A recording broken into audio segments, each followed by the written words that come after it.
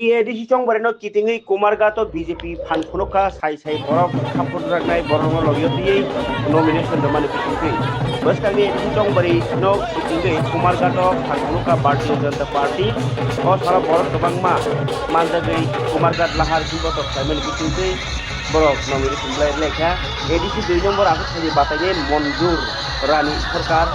मंजूरानी सरकार ताई 4 नम्बर आखुथानि बातायनि बिमलकान्ति ताकनो खापुरै नायथाबा किंबत फुंजाबाथा बदली बानाताय स्लोगान बायहे दंफरनो खम बायदि थाका बीजेपीनि आदंरक कुमारघाटनि एसडीएम हाबानगर थांनि सयकारे लिखायै अल पान्दातै नॉमिनेशन ब्लाइ जमारखा लयो तंखा मंत्री टिंकु राय मंडल कास्कु राजीव चाकमा ताई बदली जुदा आदंरक कगनारा थांनि मंत्री टिंकु राय साका लुकरंगनि रवाई ताई खापुरमानि तिगि बसकांगो एडिसी चंबारिव बीजेपी नो गोबांथा भोट मानाय बसाका हास्ते हापांनि हामक्राय सामुंनो चयावै लांनानि बागै लुकरक ताबुकबो बीजेपी नो पुजु तंनाय नै खाखलाय मानि कक साका बरक साका कामी आमतायनि हामक्राय तिप्रा आमतायनि हामक्राय नो इशुतिनो चंबारिव बाथायनि नंखरजाक बीजेपी ताई 100% कप्लाय इंनानि नाहारमुं बायनो जत बेरेमनि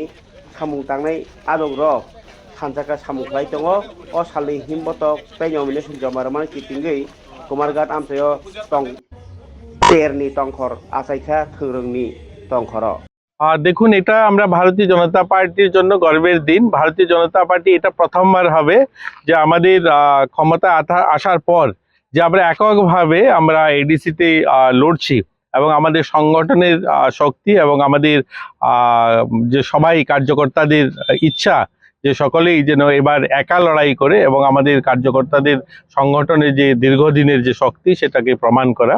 তো আমরা আশাবাদী করমছড়া এবং আমাদের মাছপালা দুটো সিটেই আমরা বিপুল ভোটে জয়ী হব।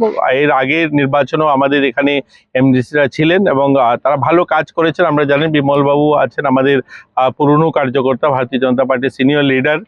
আর ভালো আমরা এখানকার মানুষের জনসমর্থন আপনারা দেখেছেন যেভাবে উচ্ছ্বাস এই রৌদ্র মধ্যে এতটুকু রাস্তা হেঁটে এসে বড় মিছিলের মাধ্যমে আমরা নমিনেশন দিয়েছি। তো আমরা আশাবাদী এখানকার মানুষের কাছে আবারও আপিল করব যে ভারতীয় জনতা পার্টির দীর্ঘ 8 বছরের যে কাজ এখানে যেভাবে আমরা বিধানসভায় আমরা যেভাবে কাজ করেছি সেটার ফলস্বরূপ এডিসি তো যেন আমরা কাজ করতে পারি, একটা স্বচ্ছ প্রশাসন এডিসি তো আমরা দিতে পারি, তার জন্য মানুষ আশীর্বাদ করবে। আচ্ছা, এডিসিতে যদি আপনারা জয়লাভ করতে পারেন তাহলে প্রথম কাজ কি থাকবে?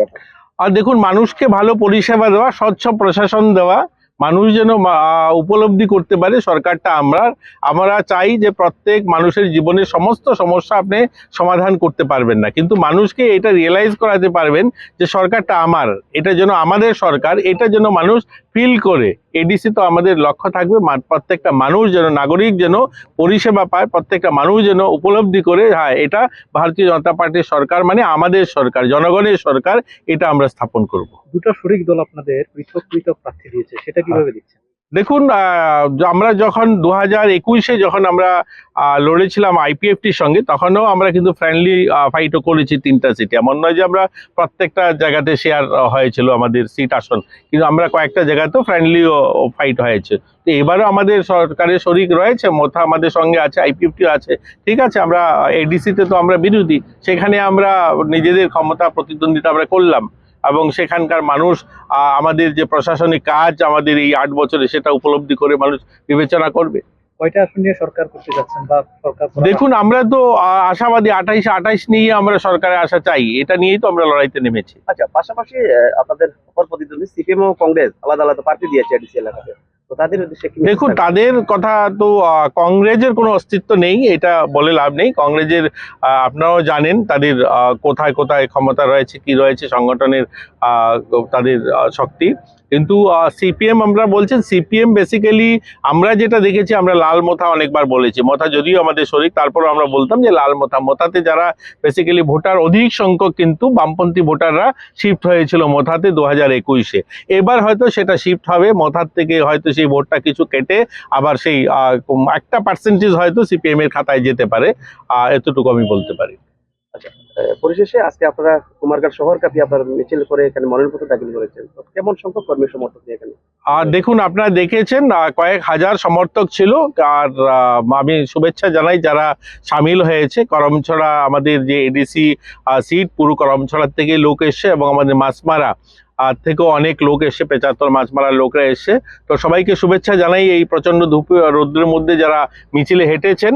আর সবাই আশীর্বাদ করবেন আমাদের দুজন প্রার্থীকে, ওনারা জয়ী হবে এই আশা রইল।